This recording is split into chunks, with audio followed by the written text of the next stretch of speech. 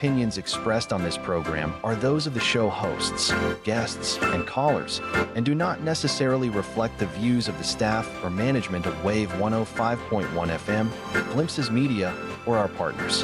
We strive to provide quality, respectful, and engaging content, and we welcome you to participate in the conversation.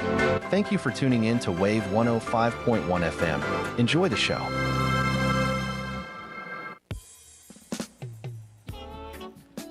Good morning, Guam. It's 10:10 a.m. on this Monday, June 8, 2026. We have challenged the status quo with Mr. Melvin Won Pat Borja, the director of the Guam Commission on Decolonization, which this program focuses on discussions regarding Guam's ongoing political status. Thank you for tuning in. Catch us on the Wave105.com, on YouTube Wave 105.1 FM, and on the Glimpses Radio app, free on the App Store.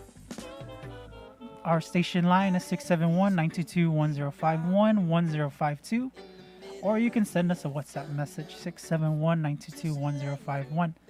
We'd love to hear we'd love for you to join in the conversation. Thank you for tuning in. KGUM FM, Wave 105.1.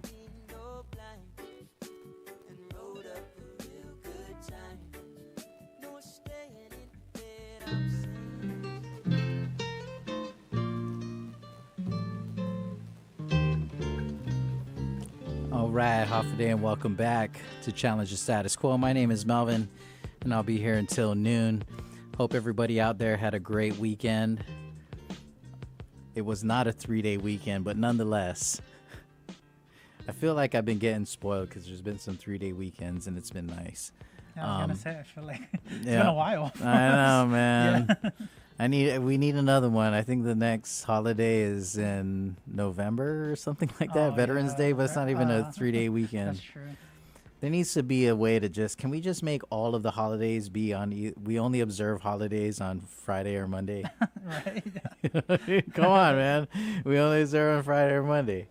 Yeah. Whatever happens to the 4-day work week plan? Oh, yeah, right. Man, I'm with that. Let's do it because the gas. Yeah, I will work a couple extra hours a day to have a 3-day weekend every week. I'm with that. Right. And you know, I don't always have a lot of really nice things to say about Spain because of colonization and all, but the siesta thing, they got that one right.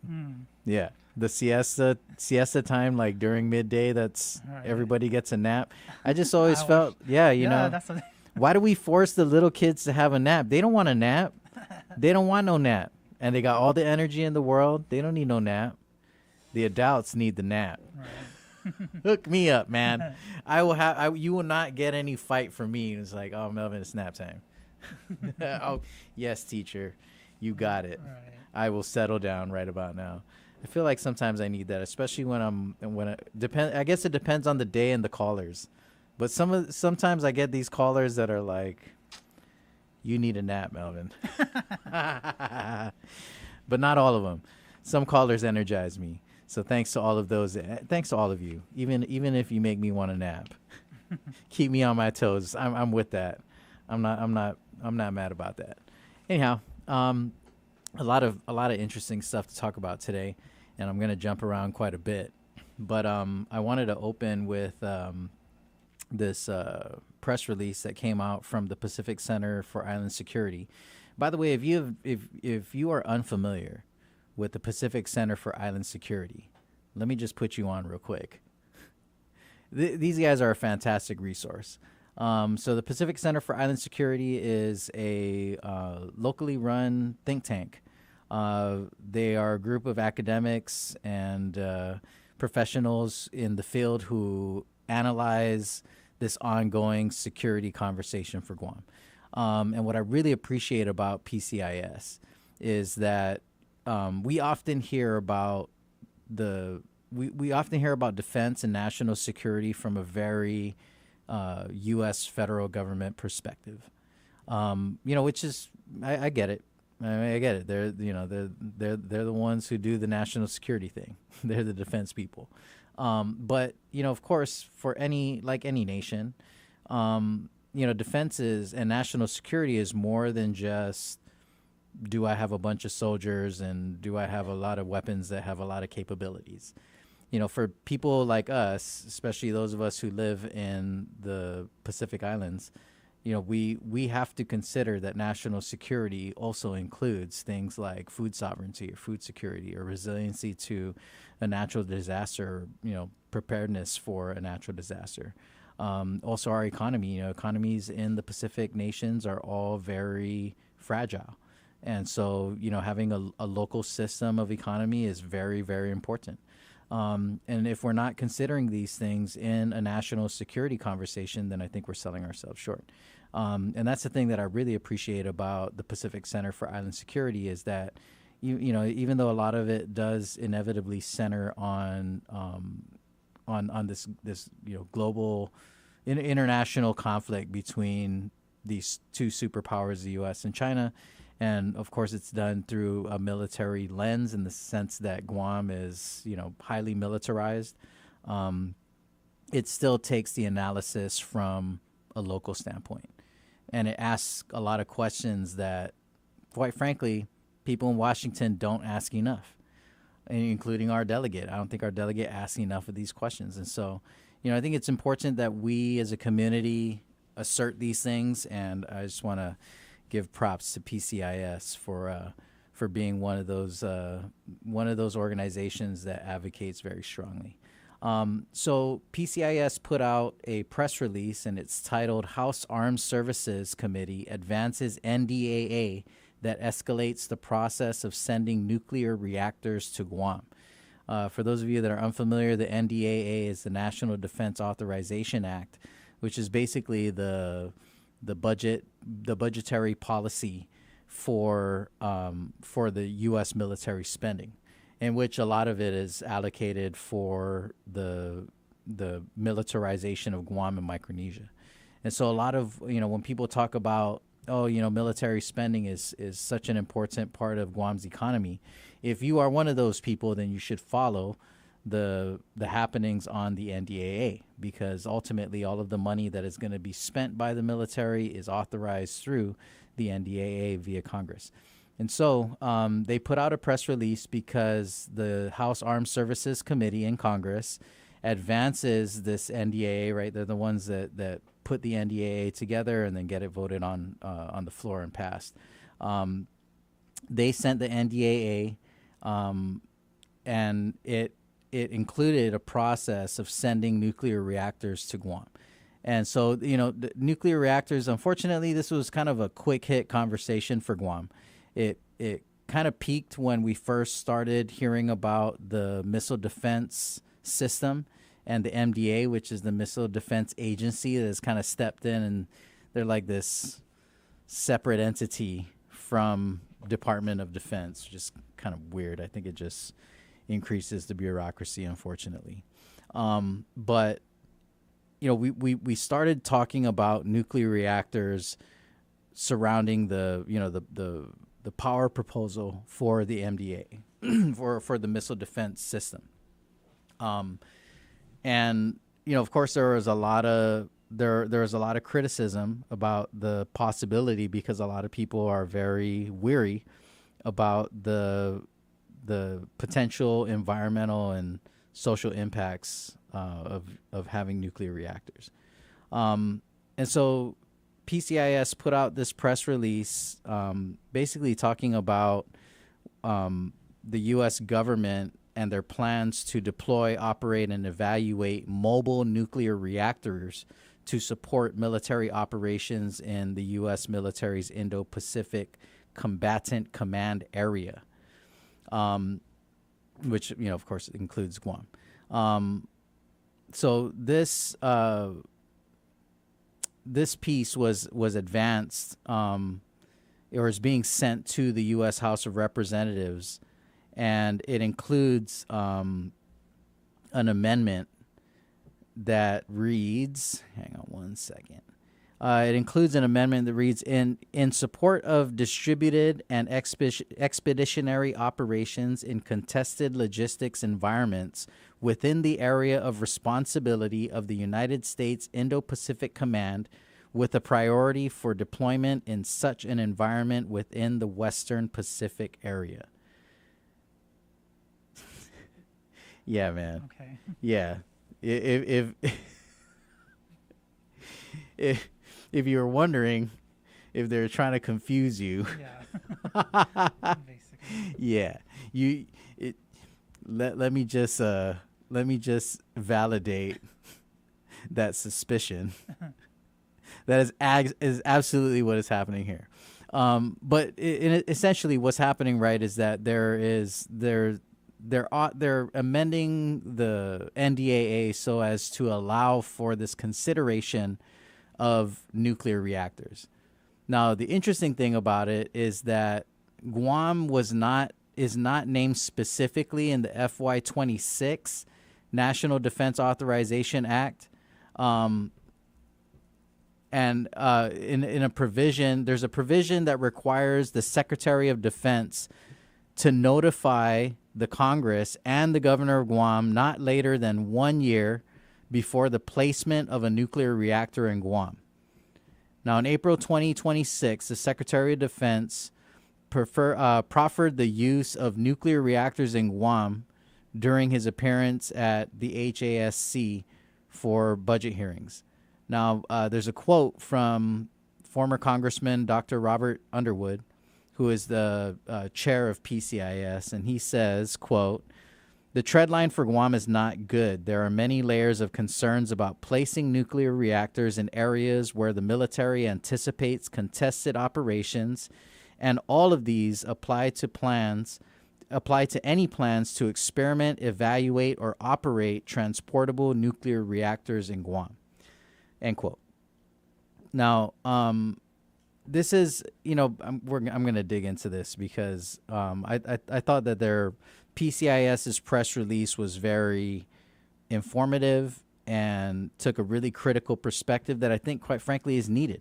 And so in their press release, it says PCIS noted several areas of concern with the current proposal. And I'm just going to kind of go through these and we'll just talk about them. There's 5 points that they raised specifically. And I thought that these were all really important elements of this discussion that a lot of us are not having. And so the first point is that the proposed use of the reactors is specifically for military purpose. This makes a legitimate target in conflict. Generally, attacking power infrastructure in conflict is a war crime. The explicit military use of these reactors nuclearizes a conflict zone even without the use of a nuclear warhead. Now, I think this is and I'm glad that they led with this one, because I think that this is something that we should be hypersensitive to. I think in general, Micronesia as a whole should be hypersensitive to any nuclear issue. And I think it's unfortunate that it's not to say that there are not people on Guam who are really tuned into nuclear issues. There are a lot of people who are very, very, very, very up to speed on this, very proactive on this issue.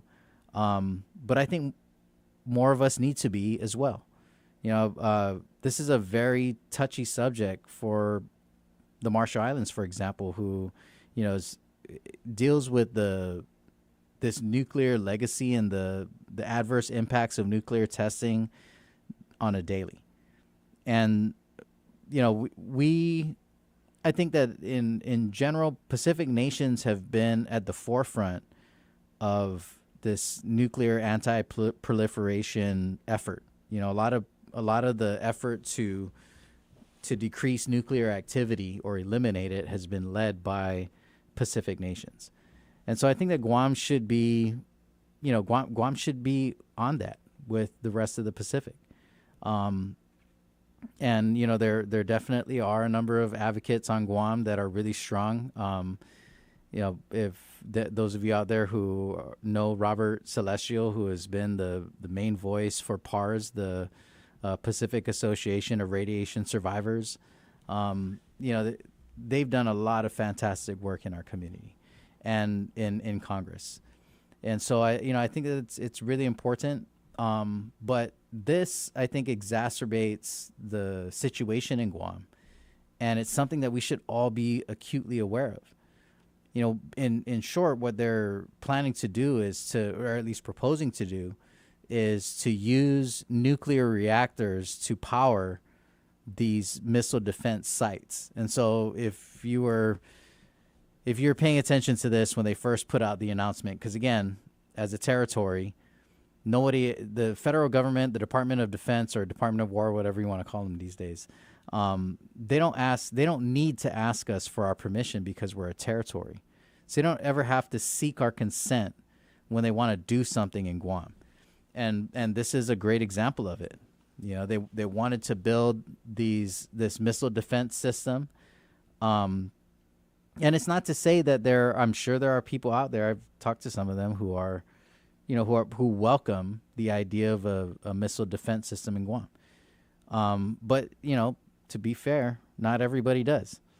And even some people who would otherwise support a nuclear or a missile defense system would have second thoughts if there was a threat of nuclear or the use of nuclear, the proposal to use nuclear power as a delivery system. So, I mean, I think nuclear is when we're talking about nuclear, it's not just about warheads, right?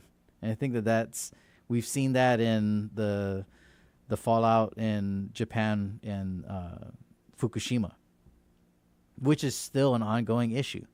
There's still a lot of people who have legitimate questions and concerns about Japan's treatment of nuclear waste as part of that Fukushima fallout. And so, when in this point that PCIS is making, that the proposed use of nuclear reactors is specific for military purpose, I think that's something that should be a concern for us, because essentially what they're saying is that if they're using a nuclear reactor to power a missile defense system, to power a weapon, then it means then that the weapon by default is a target in a war. But that target becomes potentially infinitely more dangerous because it's attached to a nuclear reactor. And so, the point that they're making, that the explicit military use of these reactors nuclearizes a conflict zone even without the use of a nuclear warhead. I mean, I think that should be a concern for all of us. I mean, I think it's pretty obvious that if a nuclear warhead is used on Guam, that it's curtains for all of us. Yeah, I mean, and I think that that's also part of the fair criticism of the Department of Defense and Department of War, in this whole defense conversation, defense of the nation conversation, is that there's, they say that Guam is the homeland and that they want to defend the homeland, but where do our people fit in that conversation? I mean, there's billions of dollars being spent right now to increase military capacity and ability, defense capacity, forward mobility, and strategic presence in the region. But, it's been fair criticism that if the people of Guam are really also a part of that priority, then why aren't they investing in local infrastructure? Why aren't they building fallout shelters? And I think that's a fair point. And don't get me wrong, guys. Like, I also understand that building fallout shelters for like 180,000 people is a tall ask. And I'm not naive that, that would be a humongous undertaking to build fallout shelters. I mean, we could even get in the weeds on what is the actual effectiveness of a fallout shelter in a nuclear attack. But, I think the point I'm trying to make is that, there's a lot more emphasis and spending. You just follow the money. Follow the money. There's a lot more spending on weapons and technology for war, to assert war, rather than to protect the people of Guam. And so I think it's undeniable that the people of Guam are bearing, this national, international burden in a way that is disproportionate to other U.S. citizens in the continental United States. And that's undeniable. Like, I mean, you can argue with me all you want about national security, but on this point, I'm 100% certain that this is accurate and this is fair. The people of Guam have a disproportionate burden to carry in the national security conversation than anyone else in the United States. Point blank. I need to get me, those memes that have like the dude that's just sets up like a folding chair and folding table at like a university. He's got a sign that says like, Biggie Smalls is the greatest rapper of all time. Prove me wrong, or something like that. Oh, yeah. Yeah, I need to do that. Yeah. I need to do that. I need to show up at UOG. I'm just gonna make me these signs. The people of Guam bear a disproportionate burden in the national security conversation versus any other U.S. citizen. Prove me wrong. I could do this all day, dude. I could do this all day. I'm going to show up at Charter Day. I'm going to show up at Charter Day. I'm going to make it real uncomfortable. Yeah, there you go. Oh, President Nita's going to be so mad at me. She's like, we're supposed to be celebrating over here, and you're making people feel really uncomfortable. And I was like, well, I'm just telling the truth. Right. That's my problem, man. That is my problem. I saw that one of my favorite. I'm a big Dave Chappelle fan. Anybody like Dave Chappelle? You like Dave Chappelle? Yeah, I love me some Dave Chappelle. Yeah. So Dave Chappelle had this one sketch when he had the Chappelle Show, and it was called When Keeping It Real Goes Wrong. And it was like one of my favorite sketches, and it was unfortunately not very popular, but they they had like these ridiculous scenarios where like some lady is at home and somebody calls her house or something and hangs up. Yeah. And then she like traces the call and figures out like the address of the phone number that it originated from. Okay. And she like goes to the house, right? And then the narrator says, so and so, whatever her name is, Mary could have just walked away and let it go, but instead she decided to keep it real. And then she like vandalizes the dude's car or something, and it turns out that he's like a federal agent, and so she ends up going to jail and blah blah blah. Like, she could have gone back to her regular life, but now she's serving 10-year federal prison sentence because she decided to keep it real. And it always used to crack me up every time I saw this sketch. I was like, man, I feel like I suffer from this same issue. I could have just let it go. Yeah. And I could have saved myself like 2 hours of arguing. But instead, I decided to keep it real. You know what? I can't help it. Right. I can't help it, man. I can't help it. If it walks like a duck and quacks like a duck, then it's probably colonization. I'm just saying. Yeah. But yeah, anyway, so I'm gonna. Sorry for my side quest here. We're going back. We're going back to nuclear reactors. Anyway, but yeah, the first concern from PCAS, I think, is obviously the most critical one. If the proposal is to use nuclear reactors, and I think that this is a really important piece in the sense that there's already this requirement that they have to notify our governor. They have to notify Congress. They have to notify our governor. I think it's sad, and it's wrong that they don't have to seek our consent. Like, I mean, for a lot of things, in general, seeking our consent is baseline for me. Right. You know what I mean? Like, you don't show up to somebody's house and like start tearing up their yard without getting their permission first. You know what I mean?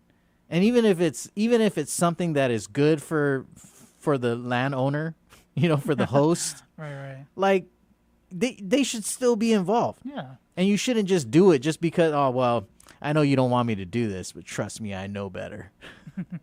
You'll thank me one day. I just fundamentally I disagree with that. And so, I think it's problematic that they're already, Congress is acknowledging that this is a big issue, that the threat, the potential harm that could come from a nuclear reactor is significant. And we've seen it throughout the world in different instances, right? And so, the fact that there's no, even in something extreme like this, there's no consideration for seeking of consent, and we're still rolling with this. We just have to let you know. We're just gonna give you a heads up. Hey, a year from now, we're gonna turn this thing into a nuclear zone, because there's gonna be multiple nuclear reactors to power these missile defense systems, and if one of them gets hit by a missile, it's game over for everybody. And I just think that that's crazy, and why shouldn't we be involved in that discussion? Right. And so, I agree with this perspective that it's logical. It's logical to assume that if we indeed powered a missile defense system with a nuclear reactor, that an adversary would target that nuclear reactor. I mean, I would. You know what I mean? Yeah. If I was at war with another nation, I'd be like, yeah, they got a missile defense system. Shoot that thing. Take it out. Yeah, take it out. Come on, man. I play video games too. Right. You don't have to be like a bona fide war strategist to figure this one out. And so I think it's logical that the people of Guam should be involved in this conversation, and we should be able to weigh in, and we should be able to full stop this thing and just be like, no, we're going to pass on that. You guys, maybe we can work out something else, but nuclear reactor, definitely not. That's a non-starter.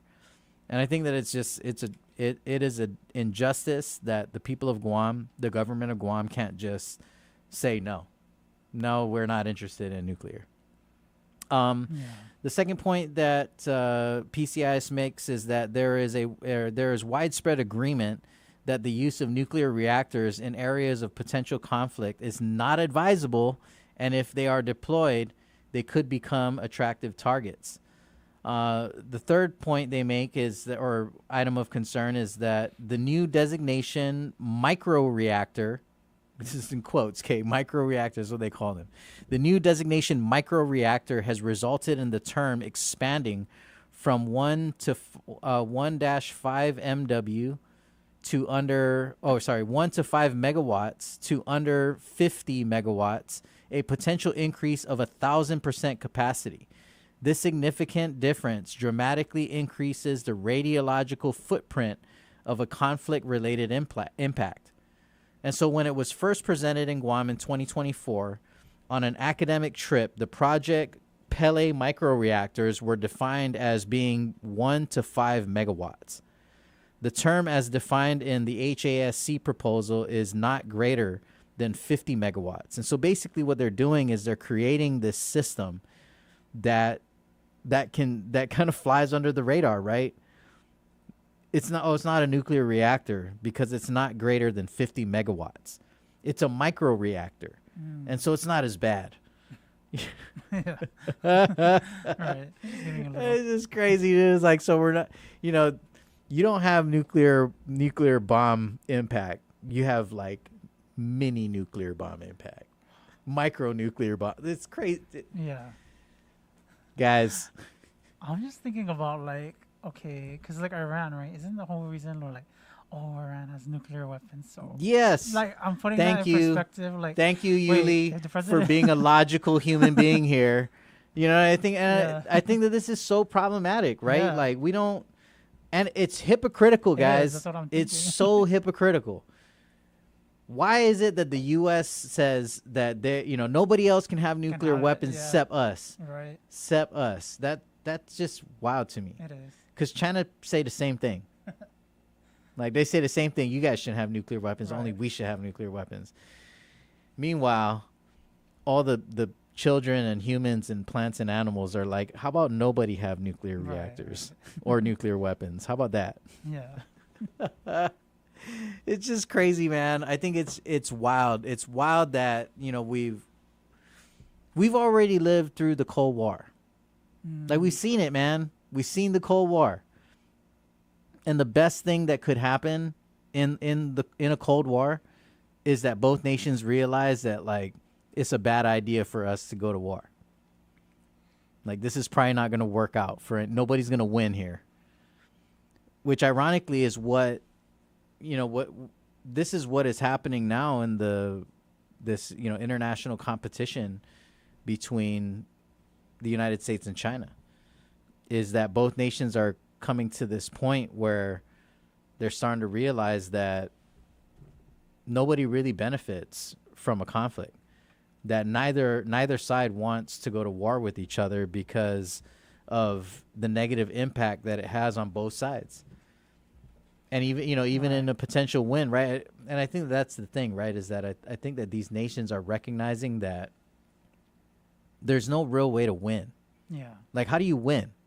How do you win a war with a nation that has a ridiculous military arsenal and has nuclear weapons?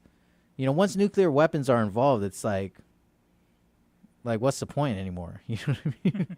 This is nuclear weapons have just changed the entire landscape in terms of human conflict. Yeah. I think all of these guys need to just go and study Tomoto history. Tomotos went to war too.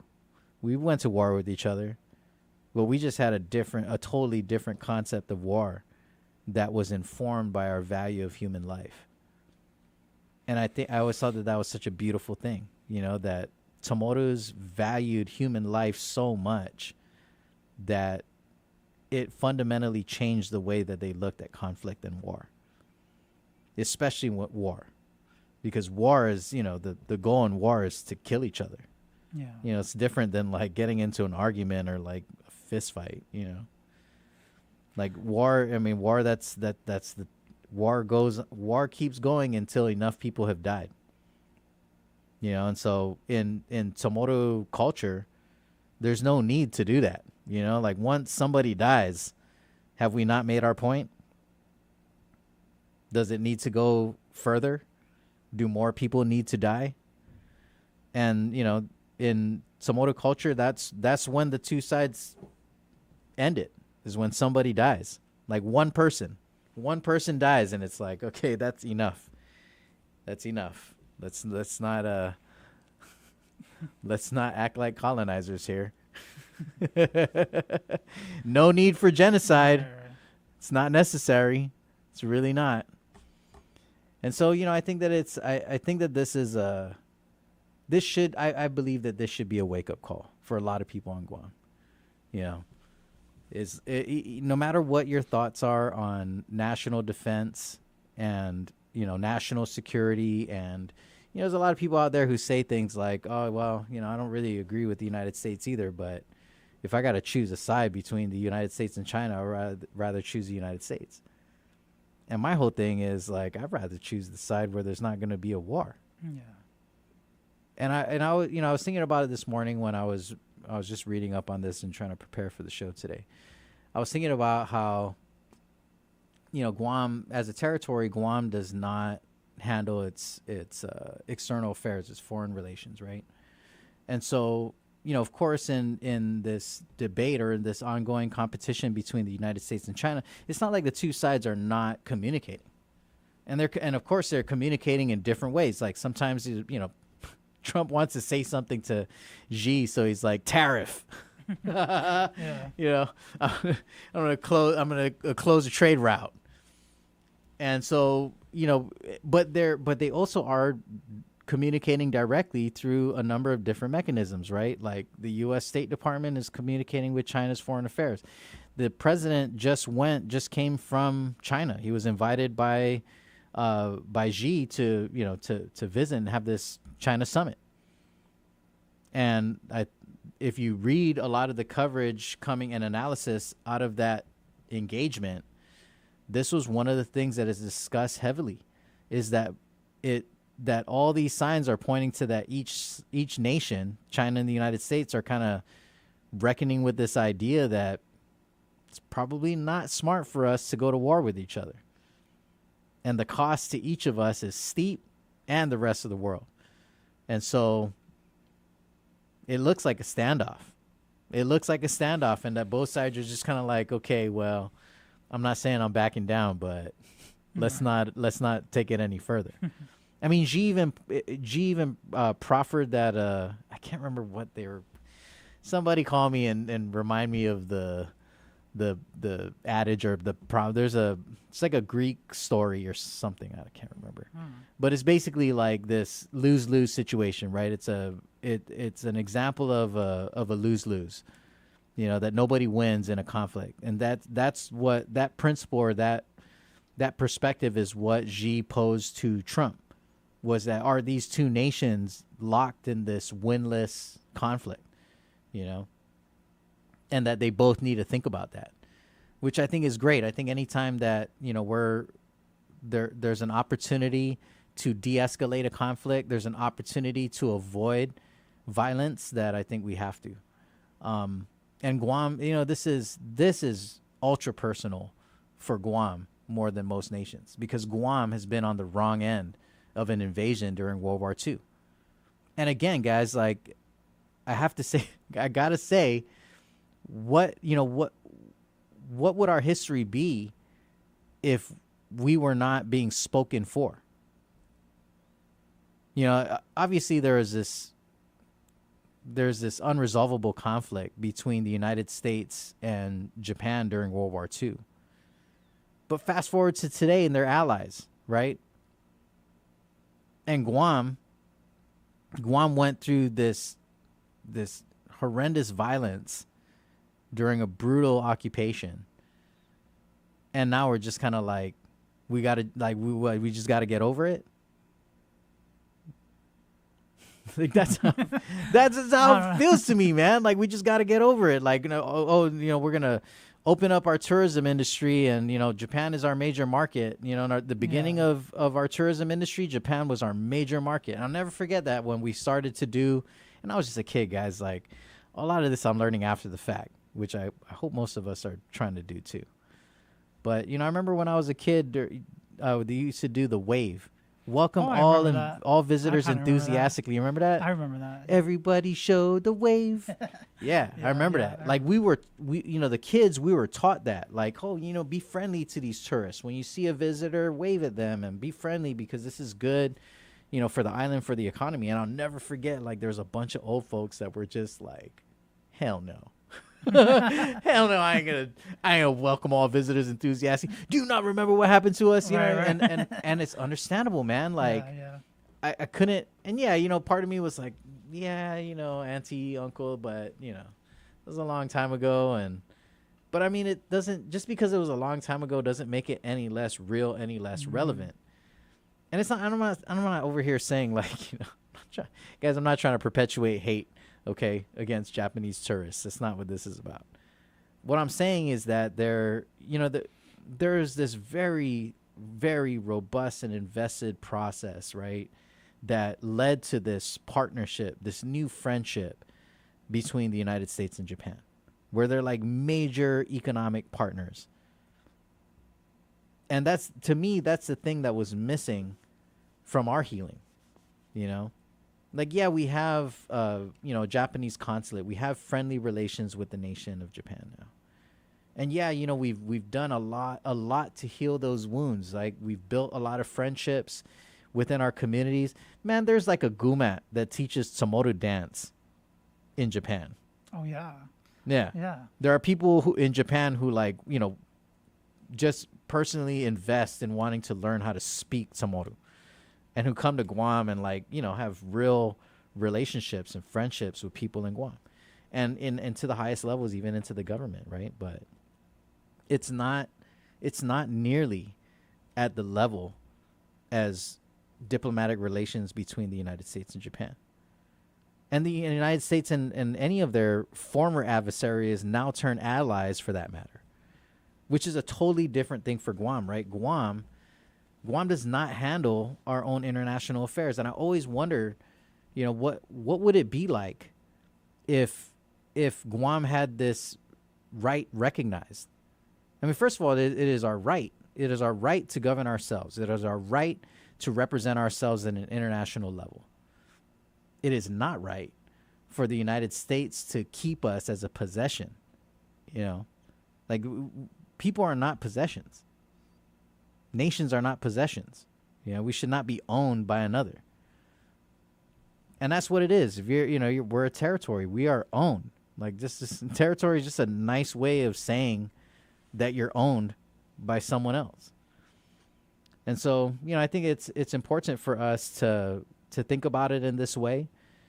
And I always ask myself that question, what would the global landscape look like in our part of the world if Guam was a respected part of the discussion? If Guam was being treated with dignity at an international level, what would this look like? I really believe that Guam could be a major player in brokering a peace. And I think that the whole of Micronesia, for that matter, could lend in that way. I mean, I think that Micronesia as a whole is formidable. I mean, we are a force to be reckoned with because we're so expansive. It's so funny. People, even the name Micronesia means small island. Right. And I feel like that's just a colonial tactic. It's been built that way to make us feel small, think small, be small, and be insignificant. Right.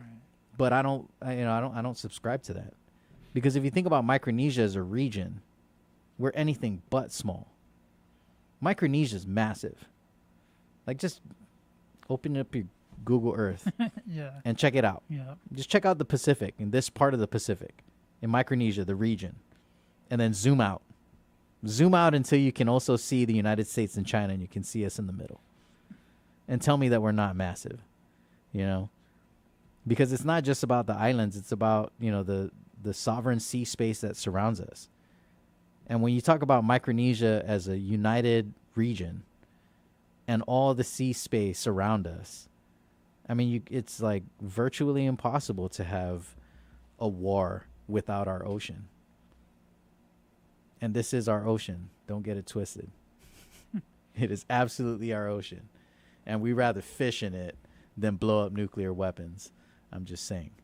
I got a few more minutes before we got to get to the top of the hour. And I think I can get through most of this. Okay, so the next, I'm totally going off on a tangent again. I can't help it, man. I'm on a roll. I haven't talked to you guys in a long time. Right. I haven't seen Yuli in a while. I haven't seen Yuli in like 2 weeks. Yeah. I miss this, Yuli. It's nice to have this conversation with you again. Is the one you're talking about? God, I'm trying to pronounce it. I was trying to look up the one you were saying. Which one? How do I pronounce this? The author? No, the one with Xi Jinping. How does he say it? Thucydides trap. Yes, that's it. Yeah. I was trying to research while you were like talking about it. And I'm looking at the Guardian. Yeah, it is a funky pronunciation. Yeah, that's the one. That is it. But yeah, that's basically what it is, right? It's like the adage or the tale is about a trap, right? Like, the trap, nobody wins. No one's winning. Yeah, nobody is winning. Nobody comes out on top. Yeah, it's lose for everybody. And I think that's thankfully at least all the analysis is saying that's what's the outcome of this summit between Trump and Xi, is that both leaders are recognizing that this is just not a winnable fight. Yeah, and it's just not worth it. And it's just ironic because I feel like most Pacific peoples are like, well, it's about time, guys. We waiting for you to figure this one out. I think even the continental U.S. people, because man, all we want is healthcare and better. Right. But now we're spending all this money on all this, weapons. Yeah, and I think that's all we want. It's just better quality of life. Right, and I think that's an important aspect, right? Is that improving the quality of life of the citizens is necessary.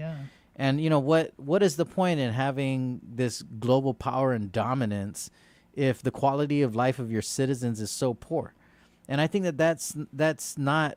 You can't argue that the quality of life for the citizens in the United States is not great.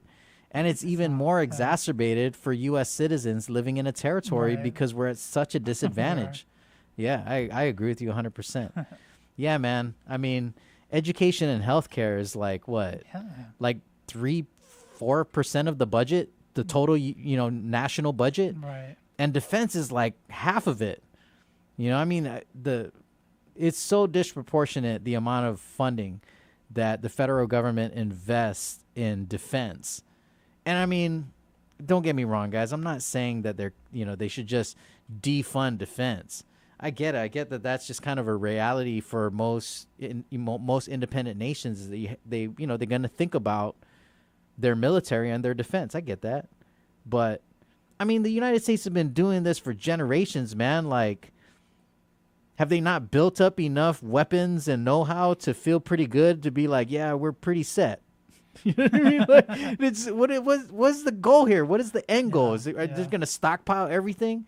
The United States already has a nuclear inventory that can just obliterate the entire planet. Like, if the United States was to just launch every nuclear weapon it has, it could destroy the entire world, including the United States. Mm-hmm. And that's not, I'm not making this up. Okay. I mean, that's what the arsenal looks like right now. And I'm just like, to what end, man? What is, when is enough enough? If the United States knew what the United States was doing, it would invade the United States. We got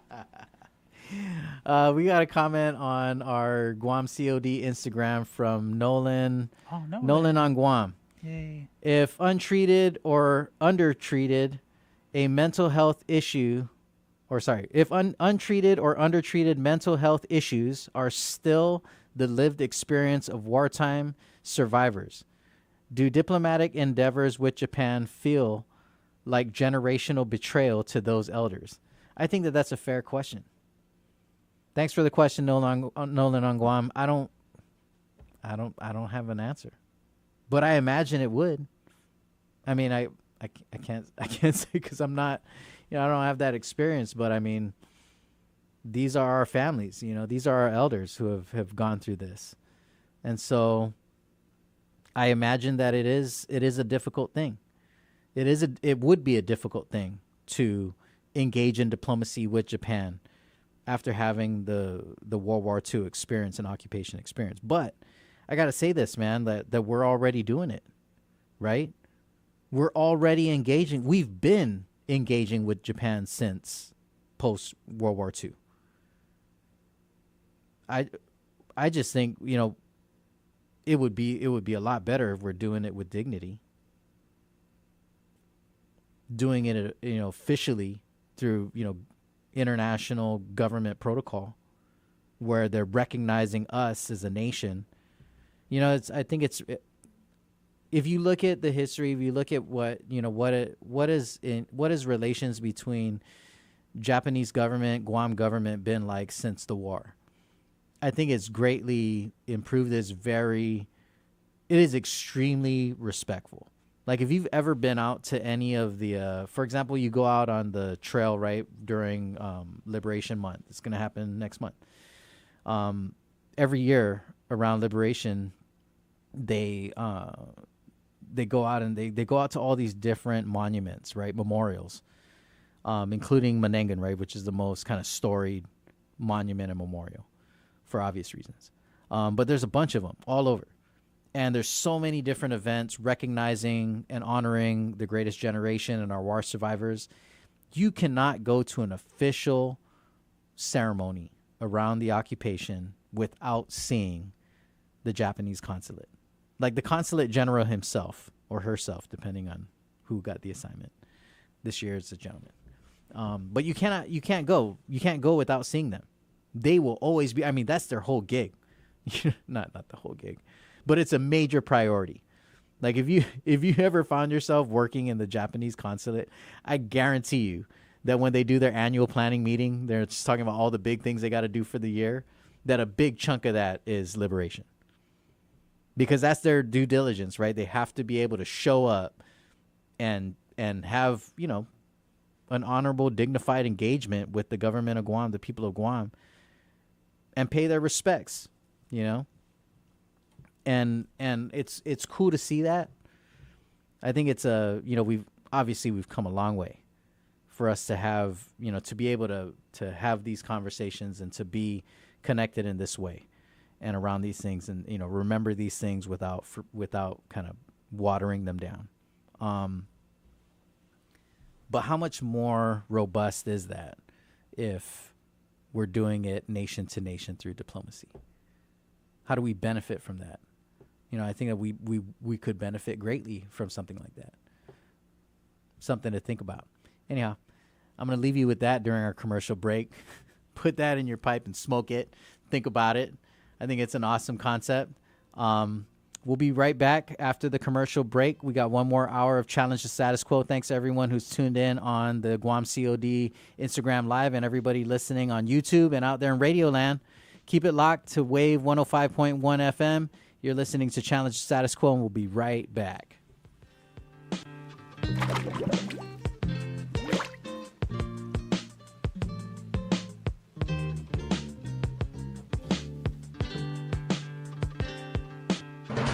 AP News for Friday, June 5th. I'm Ben Thomas. U.S. Central Command says it shot down 4 Iranian drones launched toward the Strait of Hormuz Friday and then struck some of the Islamic Republic's coastal surveillance radar sites. The military is enforcing a blockade on Iranian ports. And President Trump tells farmers in Wisconsin this was going to be a very capable country that was going to have a massive nuclear presence, and we weren't going to let that happen. Nobody wanted that to happen. And we've largely finished that, you'll see. Lebanon's president and prime minister are criticizing Iran for rejecting their latest ceasefire deal with Israel. They say Tehran should not be using Lebanon as a bargaining chip in its talks with Washington.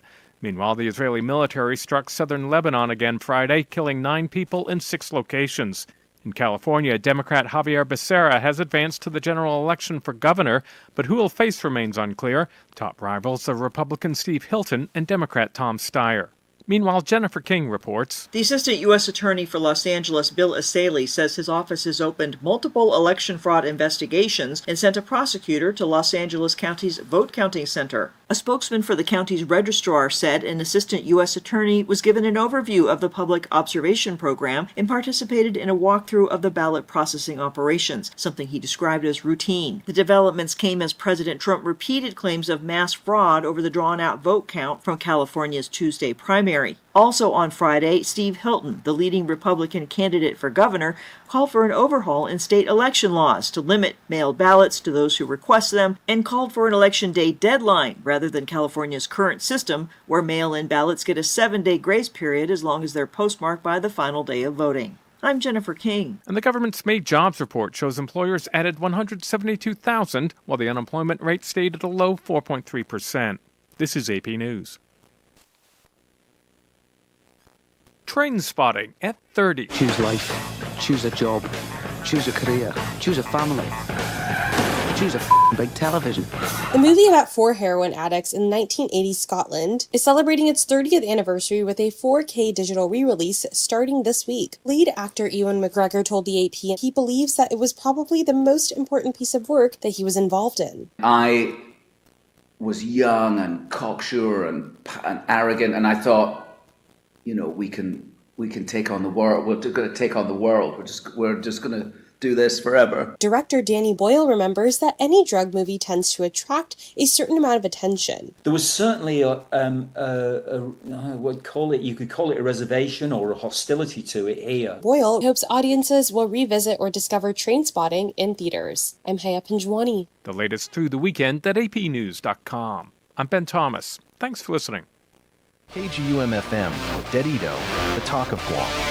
This is Wave 105.1 FM, a Glimpses media radio station. Get ready to trade the heavy pads and helmets for pure, lightning-fast agility on the world's biggest athletic stage.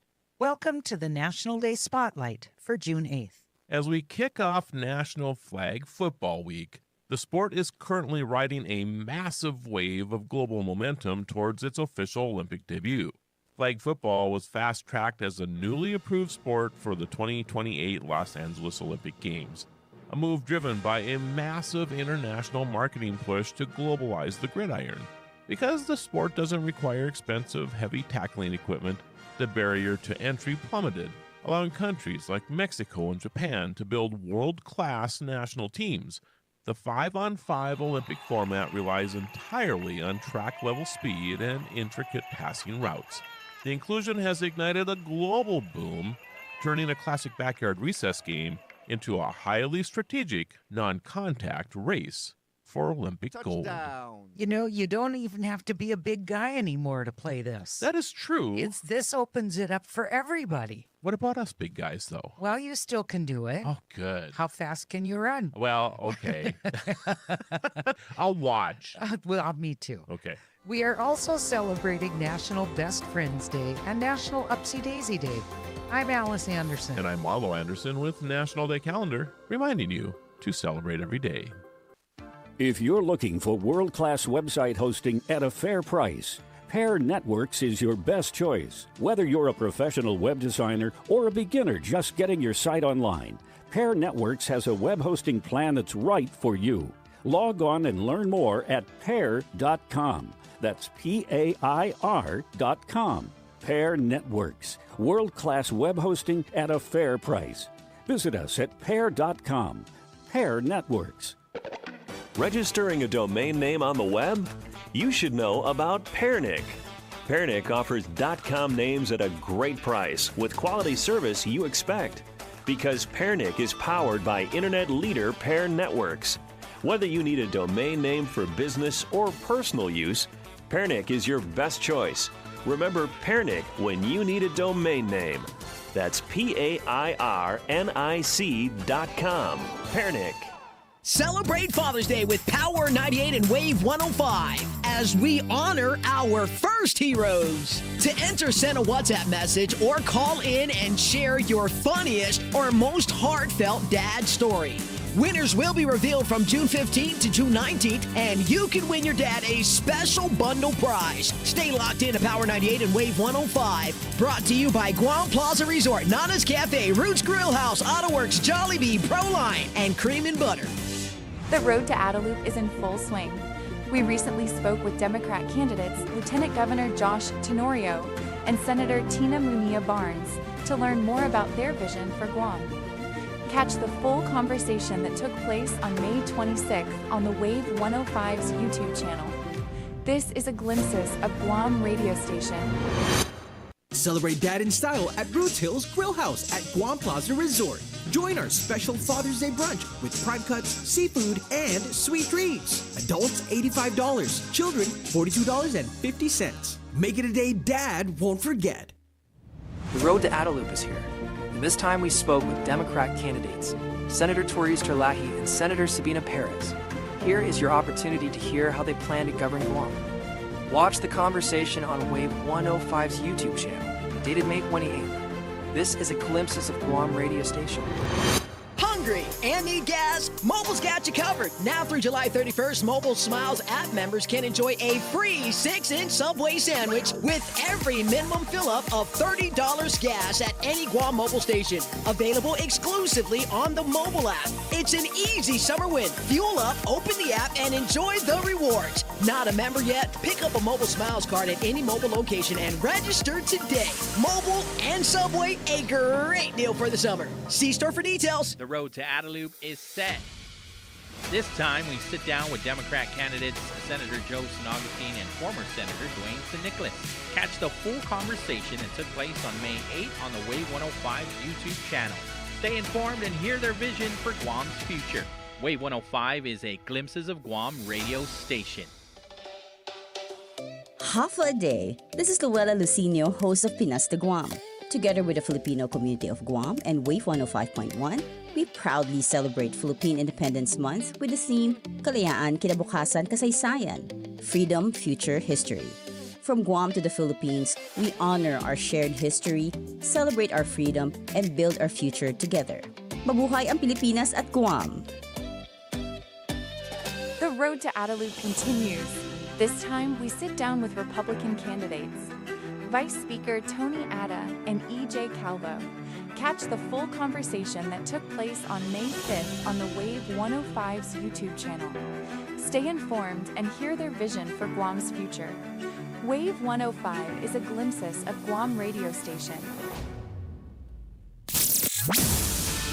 Where Guam talks, debates, and stays informed. Wave 105, the talk of Guam.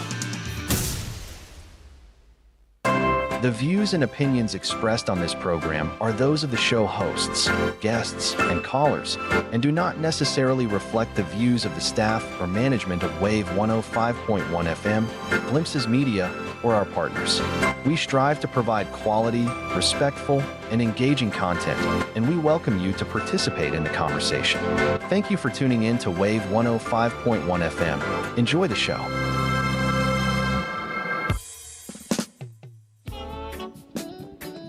Good morning, Mom. It's 11:09 a.m. on this Monday, June 8th, 2026. We have one more hour with Challenge the Status Quo with Mr. Melvin Won Pat Borja, the director of the Guam Commission on Decolonization, the program that focuses on discussions regarding Guam's ongoing political status. Catch us streaming on the wave105.com, on YouTube, Wave 105.1 FM, and the Glimpses Radio app, free on the App Store. Call us at 671-922-1051 or 1052 to join in the conversation. KGUM-FM, Wave 105.1, the Talk of Guam.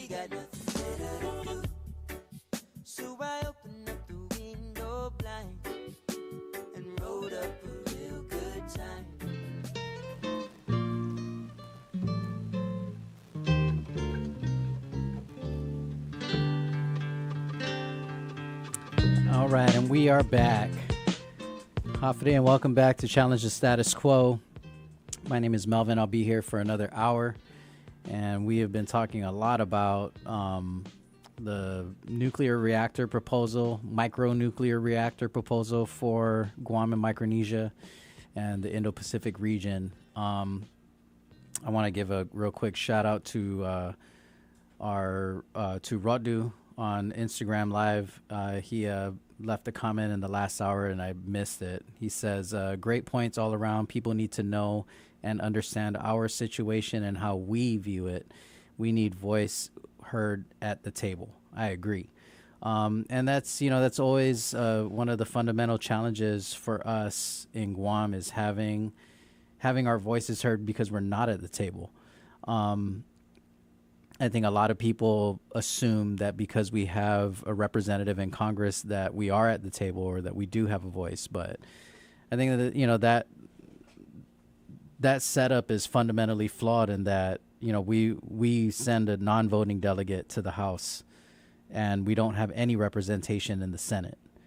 Nor do we have representation in the Electoral College that decides the president. And so, just in terms of basic fundamental government representation in the U.S. system, Guam is at an extreme disadvantage.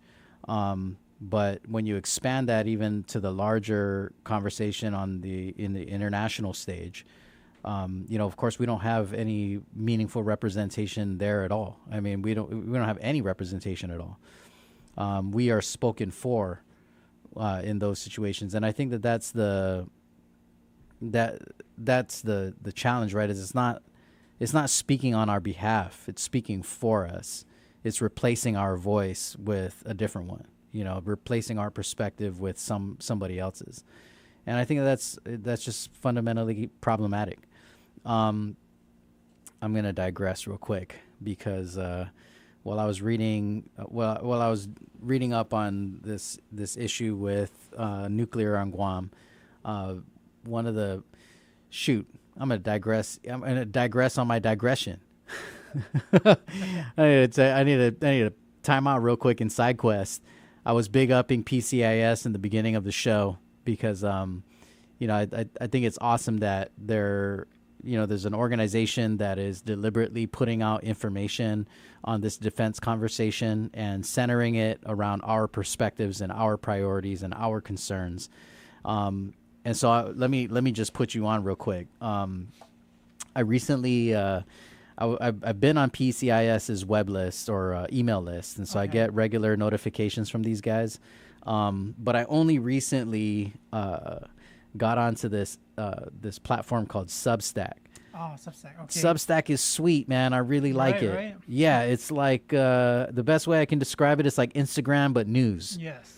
And it's cool because and I'll be honest with you, I haven't even begun to explore Substack but I've only really been using it for PCIS because PCIS puts out a daily feed on Substack. Oh, okay. And it's awesome. I love it so much. So if you are on Substack, follow PCIS, the Pacific Center for Island Security. If you're not on Substack, you can find the app on your Google or Apple store. And when you download the app, it's free. All you got to do is search up Pacific Center for Island Security, and then you subscribe to their piece called Pacific Winds. And so Pacific Winds is a cool thing because what it does is it curates a whole collection of stories and media coverage of different things that are relevant to our region. And so a lot of it is centers around military, of course, but it's cool because they curate it for in like themes. Like, for example, the first one they always start is they start on is alliances. And so they talk about all these different partnerships, right? Like including conflict, right? Obviously there's conflict between the United States and China, but the United States has allies in Japan, has allies in South Korea, has allies in the Philippines. And so, that of course affects these other nations and whether or not they have allied relations with China or with North Korea or whatever, right? And so it's cool. It's really cool. They even cover different military activities happening in our region. They cover stories that deal with military capabilities, like what is it that the U.S. is up to, or what are they building up to, or even China, the North Korea. I mean, there's a lot of cool coverage, and a lot of the information is just public information, but they're pulling it from sources that you maybe wouldn't otherwise find, Yeah. And it's pretty comprehensive, and they do this daily. Like this thing comes out every day before 7 a.m., which is awesome. So shout out to my man Leland Bettis, who is doing a lot of the heavy lifting on the curating.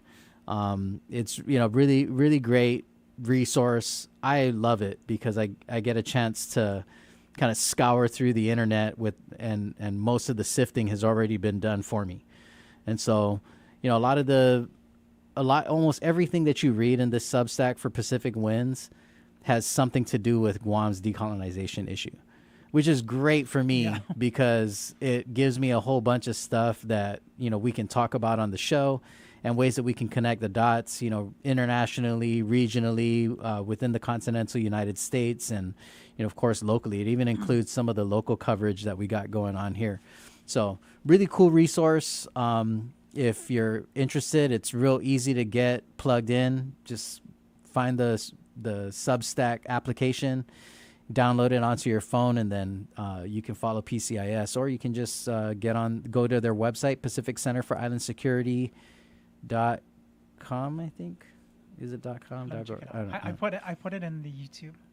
Oh yeah, sweet. Oh, Yuli's on it. Yuli's got the link in the YouTube. If you're streaming us on YouTube, you can find it there. Yeah, and you're right. It's Pacific Center for Island Security.com. Yeah, .com. You're correct. Okay, cool.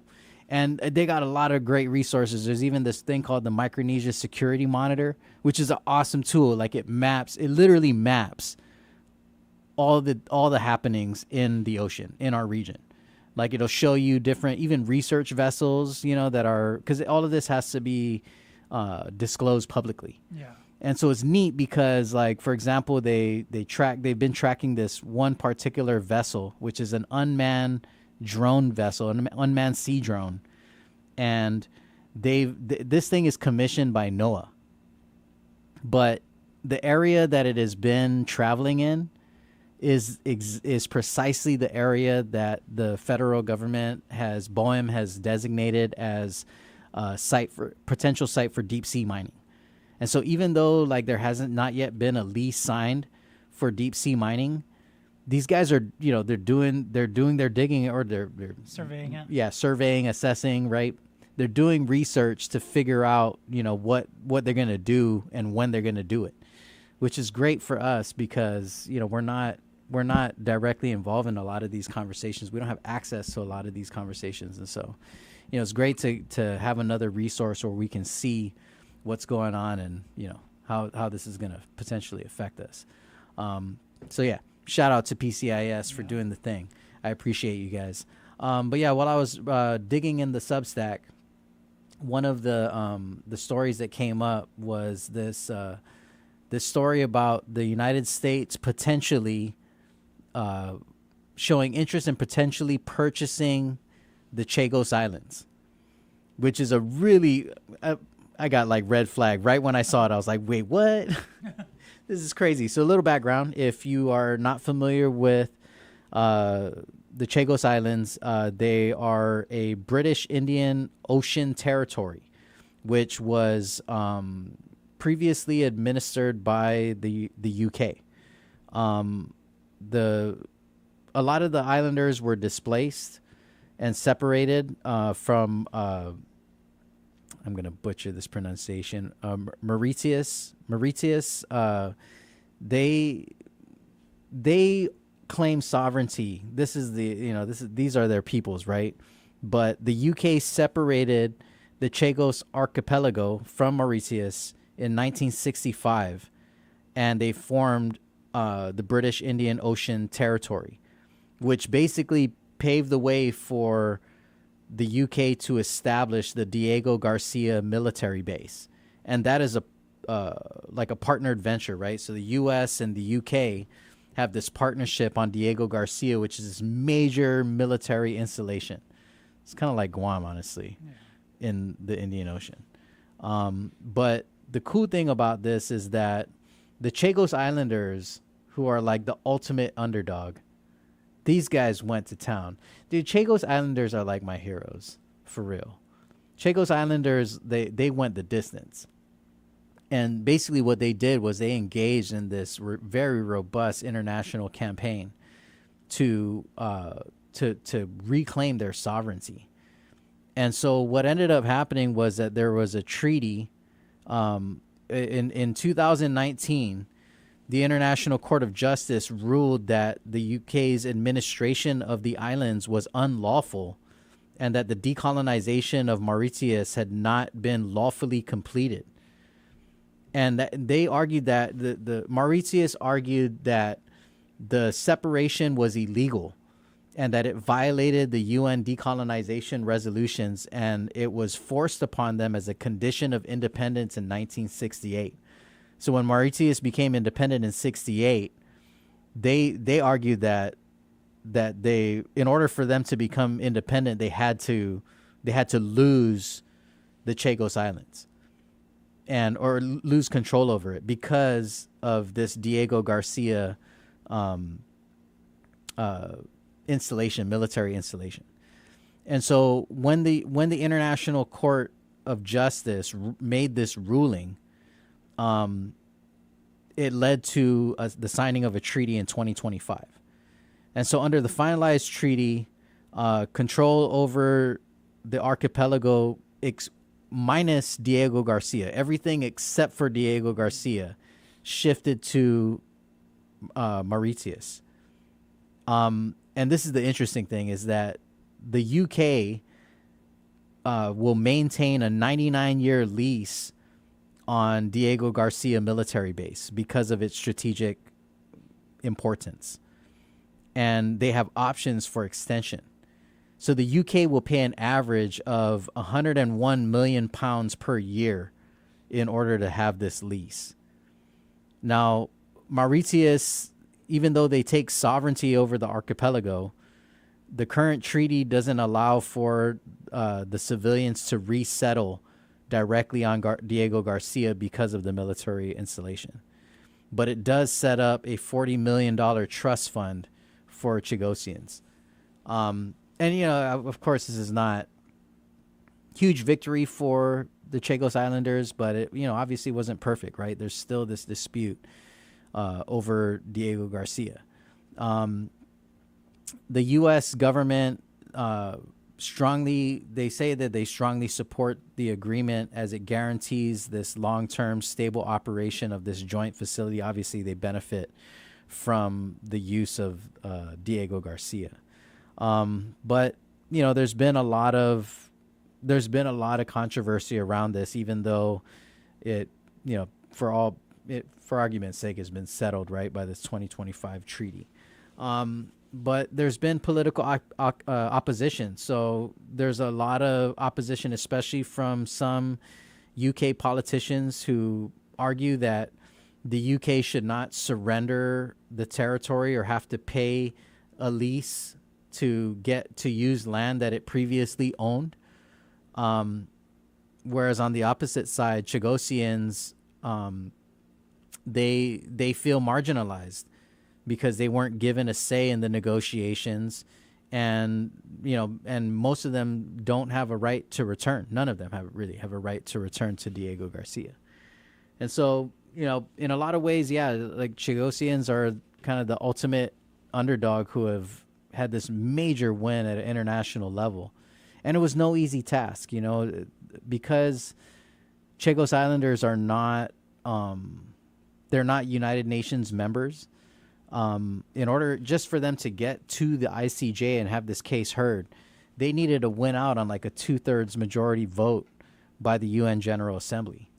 And so, they had to go out and convince it's like 90 some countries.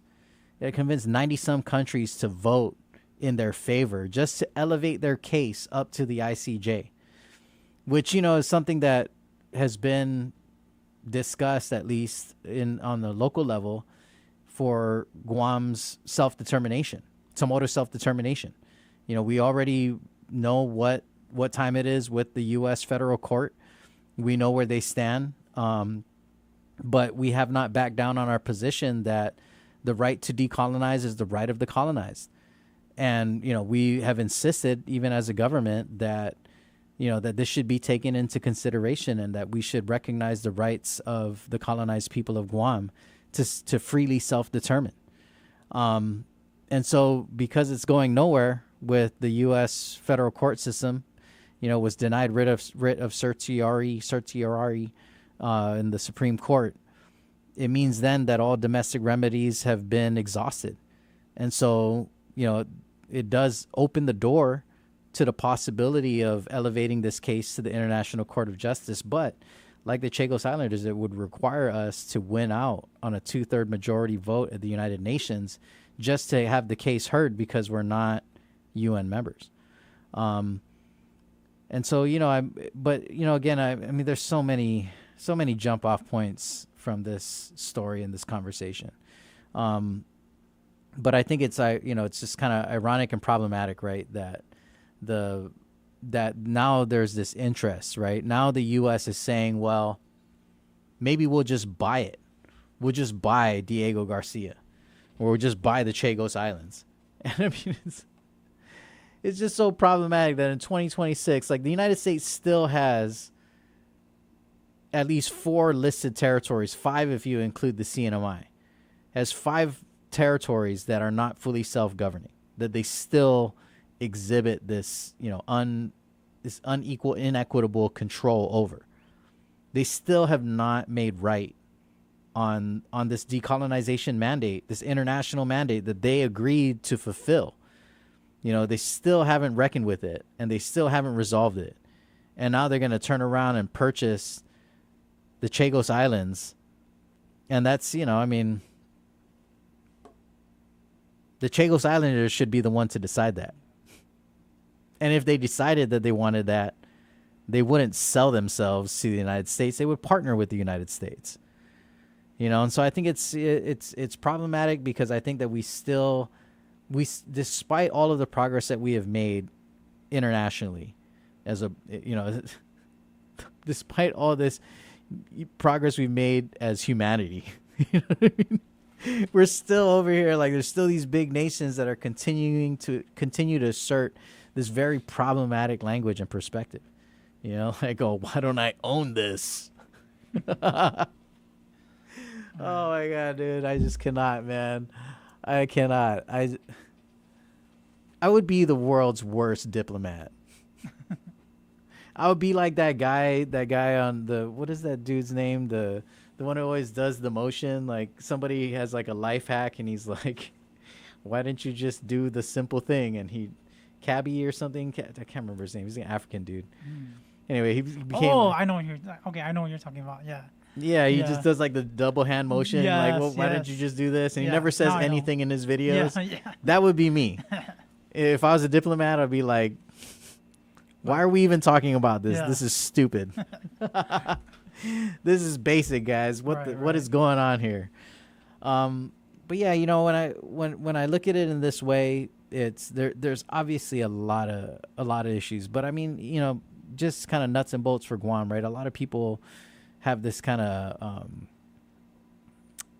knee-jerk reaction fear, right? Like, oh, decolonization is bad because if we decolonize, it means that the U.S. is just going to pull out and abandon us, and then China will just invade us the next day, and it's just game over for us. Which is not, you know, that's not the way it works. And it's not, you know, it's an unrealistic fear because there's so much that has changed since World War II. And it's not to downplay that. It's not to say that a violent invasion or occupation of Guam is just impossible. Of course it's possible. But at the same time, like, you know, we've lived through that experience. And so we know that that's a priority for us. It's a priority concern. And so I think if we move forward, you know, into a sovereign status, you know, whatever status that is, whether that is done through political independence, compact of free association, or full integration into the U.S. system, if we approach that end in mind, with, you know, this strategy in mind, this priority in mind, that we want to ensure, we want to guarantee appropriate defense of our nation, and our nation meaning Guam, then I think that, you know, there are clear mechanisms set up to do that. You know, there's no such thing, even in the case of independence, which, you know, arguably is the kind of starkest departure from what we got now. Even in that model, there's an opportunity for the independent nation of Guam, to have a sustained relationship with the United States as a partner, not as a possession, as a partner.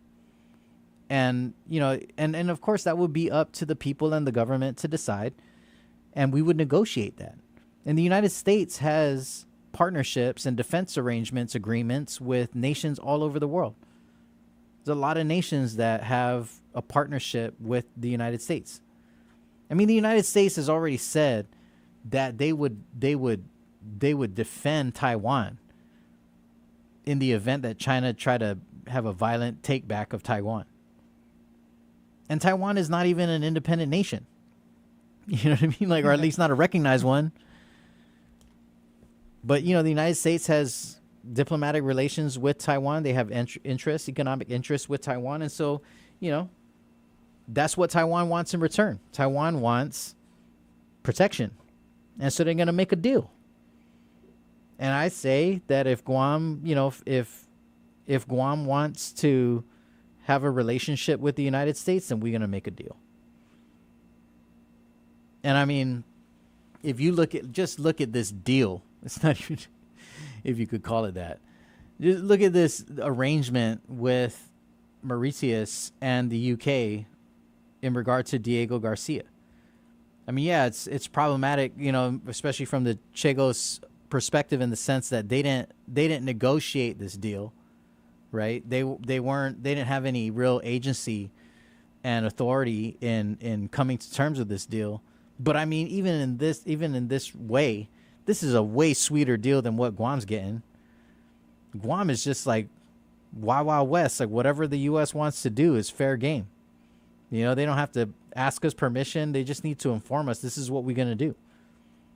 Whereas in Diego Garcia, there's a 99-year lease that averages at $101 million per year. Let me ask you this. What does the United States pay the government of Guam per year to have naval station, or to have Anderson Air Force Base, or to have this firing range up in Letexan. What do they pay? Yeah. What do they pay to have Naval Mag? They don't pay. We pay. Did you know that we buy our own water back from the Navy? Yeah. Not only do they not pay us rent, they charge us for our own water. We're buying our own water back from them. That's crazy. It's preposterous. And this only happens if you're a territory. That's why it's problematic to be owned. You know? And that's why I don't understand. Like when people say, oh, well, it's not so bad. If it ain't broke, don't fix it. Like, it is very broke. Being a territory is very, very, very broken. And there's so much more that Guam is capable of under a sovereign status, under a fully self-governing status. And it's kind of pick your poison, Are we going to do this through an independent status, through a compact of free association, or through full integration? But I think that Guam needs to get with the program, recognize what time it is, that if we're not going to advocate for ourselves, if we're not going to, assert our own value, then we're just always going to get the raw end of the deal. And that's where we're at right now. I really believe that Guam could be strong in a negotiation. Guam could negotiate a way better deal than what we got now. Not just with the United States, with any nation that we so choose. And maybe that's the United States. But I think we should have to be open to the idea that maybe it's not. But I also think that that's a smart thing to do. You know what I mean? Like, even if we are pretty set, like, yeah, we want to have a partnership with the United States, I think we need to take a page out of some of our neighbors' playbook. All of our neighbors in Micronesia kind of put the United States on notice just by having some kind of contact with Beijing, with China. And even though they may not have been serious about making a deal with them and, signing a compact of free association with China, they at least had to let the United States know that they are in communication with the competition. So you better pony up and you better act right. Don't try to short me on the deal, man. Don't try to trick me. But how much stronger is that with a unified Guam, with a unified Micronesia, with a sovereign Guam, a sovereign CNMI, a sovereign Micronesia?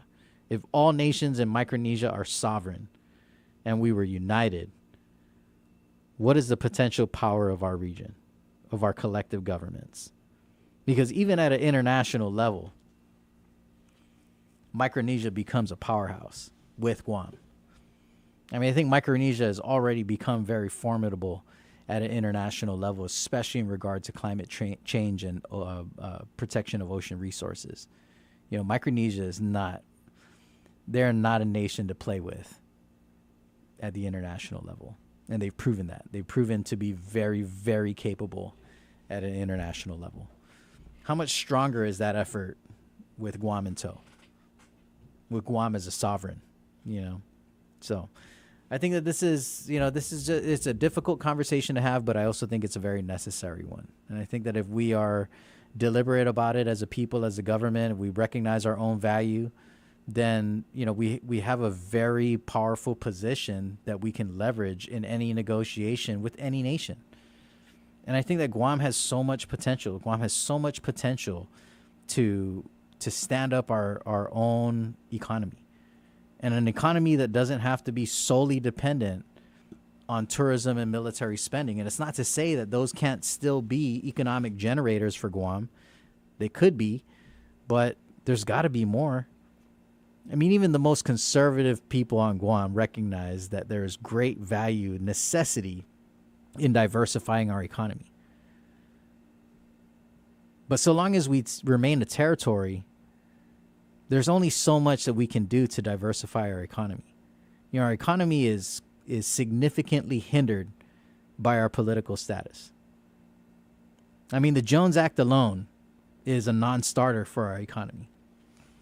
It makes it so expensive and so impossible to do business on Guam when you have to deal with the Jones Act.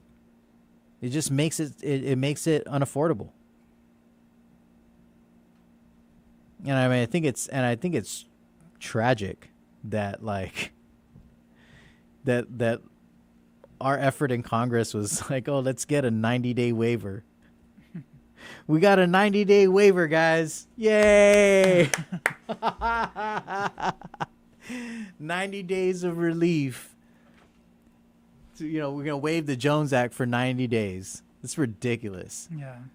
You know what I mean? That to me, that's a slap in the face. Like, obviously, the federal government can do this. You know what I mean? They can pull this off, but obviously, there's the political interests outweigh the political interests of Jones Act supporters outweigh the benefit of the people of Guam, the people who ultimately are impacted by it. And I would say the same thing for all the territories. I read this study that said that if the Jones Act was abolished, that Puerto Rico could absorb its national debt in a matter of like 2 years, just based on the savings alone. The savings alone would eliminate their national debt. That's crazy. It's almost like the federal government is like, nah, we prefer to keep Puerto Rico in debt because then we can control them, which I think is whack, super whack. And it's inappropriate. It should not happen in a modern world. And there's just so many people who know better. And I think we should be better. It's pretty unfortunate. But yeah, man, I think that there's a lot of a lot of potential for not just Guam but for the entire region. And so, I really look forward to the day when Guam is representing itself, speaking for itself at an international level. That'll be fantastic. Is that a caller, Yuli? Yeah, we got a Frank. caller. Yeah, All Frank. right, we got a caller on line 1. Hafaday, Frank, you're on the air. Hey, Hafaday, Melvin. I like a lot of what you're saying. Oh, thank you.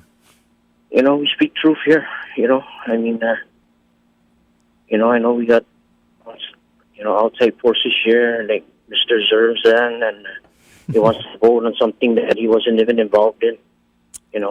Yeah, there's always a few, man. The facts matter, and he just doesn't want to see the facts and the history. But he tells us and preaches all about history. That being said, what you brought up about political interests, Melvin, our leaders are tomorrow leaders that tomorrow's name. We got to do a better job, because I like what you said about political interest in this Jones Act. We need a lobby. Nothing's going to change, Melvin, unless we lobby where it counts, and that's in the Congress. We need to make friends and allies in Congress if we want to move anywhere with the status. And that's the facts. And if we don't concentrate on that, forget about it. We're going to sit here and cry all day long and talk on the talk show. We need to do something about it. And that's the only way we do something about it, is to lobby. And lobby where it counts. We need friends and allies in Congress, powerful congressmen, in order to get what the Chamorro people deserve and what we are entitled to, and what you're talking about on the show all the time you're on the show. And that's the only way to do it. I agree. No other way. And that's where all the resources should be concentrated in that, Melvin. That's where all the money should go. And we've done it before. We've had a very strong lobbying effort in the past. And honestly, Melvin, for us to keep criticizing each congressman that goes there, that they're not doing nothing, is ridiculous. He's not going to do it. What do you think he is? He's just a guy there with no voice. We need people to support and allies and friends in Congress. That's what we need.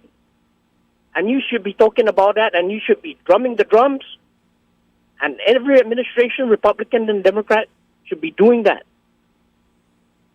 And not this dancing around the fire and, talking about this and that and whatever. That's what we should concentrate on. That's where we should put our money. No other place should we put that money but there. Because that's where it's at. That's all I got to say, Melvin. I hope you beat the drums on this, Melvin, because you know what? We're wasting time and we're wasting money on nothing. Thank you. Thank you, Frank. I appreciate the call. Have a great day. You too. Zeus Mossy. Yeah, I agree. I think that Frank makes a really great point that, the fair point is that, we have a non-voting delegate in Congress. And so, there's obvious kind of glass ceiling on on that person, that individual, that position, and the way that it's set up. We absolutely need better allies in the halls of Congress and in the Senate. And I agree. I think that there's a lot of value in a lobbying campaign. And we've seen the way that lobbying campaigns can be used to benefit the people. I mean, we were talking earlier about the Chagos Islanders and kind of this crazy underdog story that they have. It was not cheap for them. And that's one of the things that I think that the Chagos Islanders did very well, even in my limited, and trust me, it's a very limited understanding of this issue. But, from what I understand, they greatly benefited from investing in an international lobbying effort, which in principle is very similar to what we're faced with, right? Because for the Chagos Islanders, their goal was to elevate their issue to the International Court of Justice, and that could only be done with the support of the UN General Assembly. And in a lot of ways, our issue needs to elevate as well, not just at the international level, but even within the U.S. political framework, it needs to elevate, and that can only happen if we have allies. Because we don't, we can't leverage our vote in Congress in order to elevate our issue because we don't have a vote in Congress. And so it's logical that, we utilize allies, partnerships, friendships, relationships with voting members in order to create that support and that voice. And so I don't disagree at all. I mean, we did something similar during the Commonwealth era. During the Commonwealth era, there was a lot of the resources that were appropriated for the Commission on Self-Determination, which is our predecessor. A lot of those resources were used to advance the work on the Commonwealth Draft Act. And I acknowledge that we lost that one, but at the same time, I wouldn't have negotiated to win it in the way that it was being proposed by the federal government. The only way we were going to pass the Commonwealth Draft Act is if we backed off on certain things that we knew were really important to us. And, three of them really was the article on immigration, the article on mutual consent for military activities, and the article on Samoa self-determination. We weren't willing to compromise our values on those three articles, and we weren't going to remove them from the Commonwealth Draft Act. But, even in that loss, you could argue that that was the farthest that we've ever took this issue. And I think that that's admirable. I got to say that there are a lot of brilliant people who were working in the government at that time that were very involved in that effort. And it was across the board. And that's another thing that I really kind of take notice of in Frank's comment was that, both Democrat and Republican leaders should be beating this drum. And I agree with that 100%. And that's also one of the beautiful things about our issue and the history of our issue within our government is that self-government, decolonization has always been a nonpartisan issue on Guam. Or a bipartisan issue, I guess I should say. It's never been just the Democrats who go after it or just the Republicans. We all agree. Democrat or Republican, we all agree that we should be self-governing. We all agree that we should not be a territory. And I think that that's a powerful thing because it's not the same way in all places. There are a lot of places that their decolonization effort is tied to a political party. And so if one party is in power, their government is all about decolonization. If another party is in power, then they don't talk about it at all. And then in some places, they tie their parties to a certain status. You know, like one party supports independence and another political party supports statehood. And so, you know, whichever party is in place, that's the way that the conversation goes. For Guam, you know, political leaders have never tied themselves, or no, I shouldn't say political leaders. Leaders have, you know, leaders do whatever they individually do. But as a government, we have never tied our status or status options to a party. We've always said that this is a decision that needs to be made by the people. And the government's official stance has always been that when we have a genuine act of self-determination, that we will get on board as a government, and a bipartisan government, right? That Democrats and Republicans will unite to pursue the chosen status, which I think is a great thing, right? I think it's a beautiful thing that our people have always held that line. And so I agree. I think that if we as a people, as the voters, if we assert that this is a priority for us, and we remind our political leaders that no matter which role you play, whether you're our delegate in Congress or you're one of our 15 policy makers at the legislature, or you're our governor, lieutenant governor, or even in our attorney general, who's also elected, we remind all of them that decolonization and self-government is a priority for us, and that we think it's inappropriate for them to use their position to advocate for a certain particular status option, and instead that they should be advocating for our right to decide for ourselves. Then I think that we have a very powerful thing on our hands. And so I think it's pretty exciting, you know, thinking about what does this conversation look like if every single one of our elected leaders has been put on notice.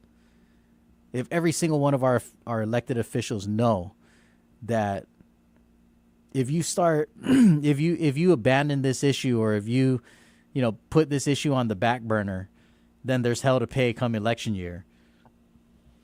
I think that's a pretty exciting time for Guam.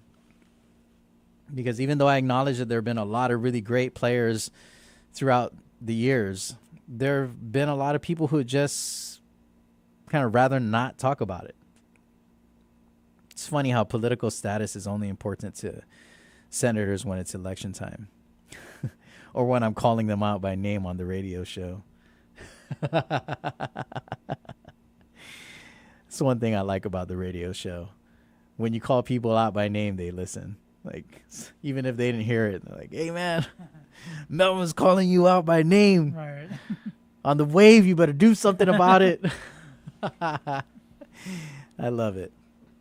I love it. We gotta keep our elected officials accountable. That's the deal, man.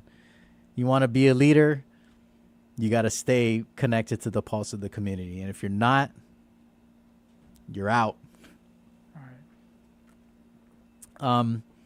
But yeah, thanks to Frank for the call. I think it's a really excellent point, and I do not disagree with you. I really hope to see this new election. I hope to see a slate of new senatorial candidates, and even the old ones. You know, whoever these incumbents that make it back in. You know, I hope that there's this renewed effort toward resolving our political status, and I really believe that all of them play a very critical role. But I implore all of them to execute their role with honor.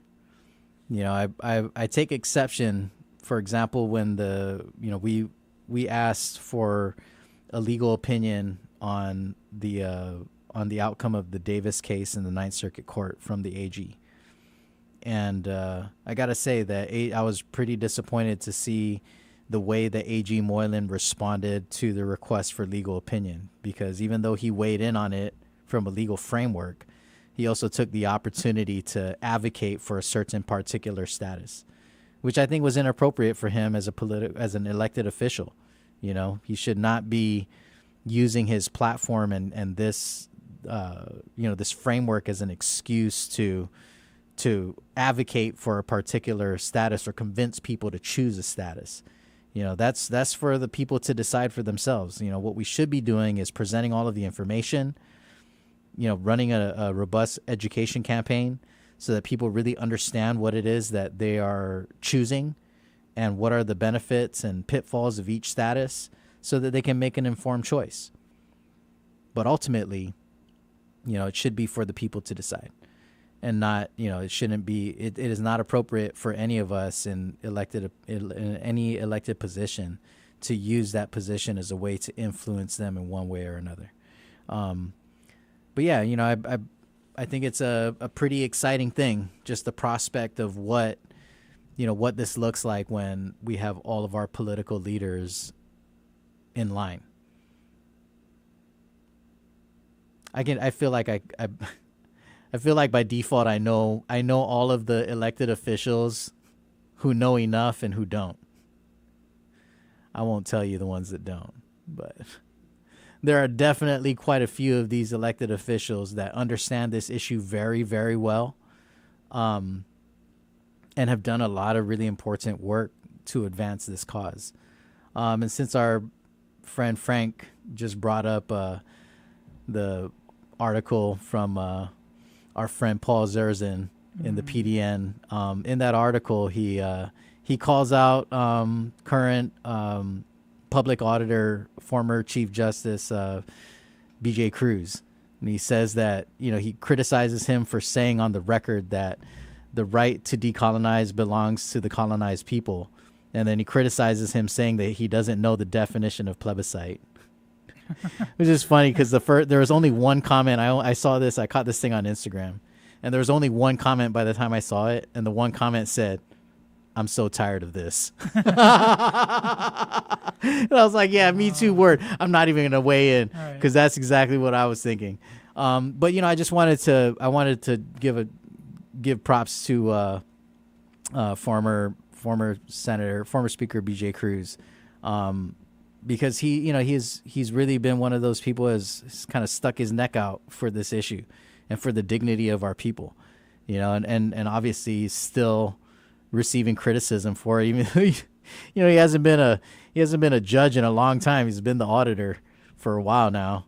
But some people still feel it necessary to drag his name through the mud unfairly, and I think it was an unfair criticism.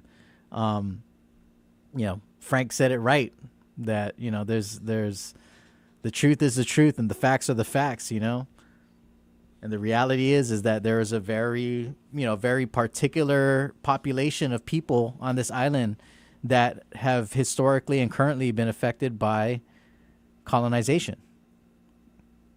And there's a whole population of people that are just not affected by it, that made a choice to move to Guam, and they're second-class citizens like us now that they live here, but they came here by choice. It's a very different thing than if you were born into this. The system was set up, the system of inequity was set up for you, and you just inherited it. So shout out to all the people out there still dealing with it and still fighting tooth and nail just to exist, just to not be erased. Hang in there, my people. You're not alone. I know it sucks, but if there's one thing that we know, is that we can survive, and I know that that's not enough. And I know that the better thing for us is to thrive. But we got to hang in there, and we got to keep fighting until we are delivered our day in our justice. So props to all the Tomoros and allies, advocates who have since passed and who have paved the way for us to do this work today. It's definitely a very different thing today than it was, just 20 years ago, just 50 years ago. So, I hope that people think about that, when we celebrate that. You just mentioned that, the America 250 is going off right now because America is celebrating their 250th anniversary of the Declaration of Independence. How ironic. How ironic that, and they're encouraging all of us here, all of you in the territories. We want you to be involved in the celebration, and it's just I always feel like it's a slap in the face for people in the territories. We're gonna celebrate America's assertion that they should be self-governing, that they should not be governed from afar by the Brits. But American leaders don't see it fit for us to be recognized in that same way as having those same rights, and so. As the America 250 celebrations start going off, I encourage you to remember that we've been here for thousands of years, and there's a whole 3,500 years of history, of sovereign history, before the 500 years of colonization, 127 under the United States. So take that into your UFC White House card, Donald Trump. Oh man.